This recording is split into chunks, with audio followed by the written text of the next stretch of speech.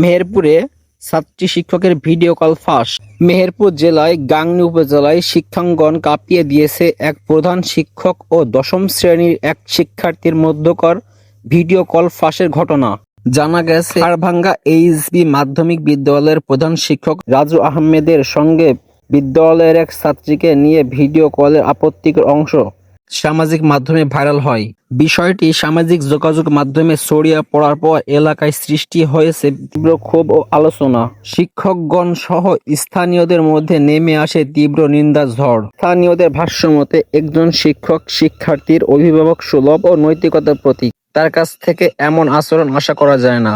বিষয়টি নিয়ে বিদ্যালয় ও শিক্ষা প্রশাসনের এখনো কোনো লিখিত অভিযোগ জমা না পড়লেও উপজেলা মাধ্যমিক শিক্ষা অফিস বলেছে, অভিযোগ পেলে নিয়ম অনুযায়ী তদন্ত করে ব্যবস্থা নেওয়া হবে।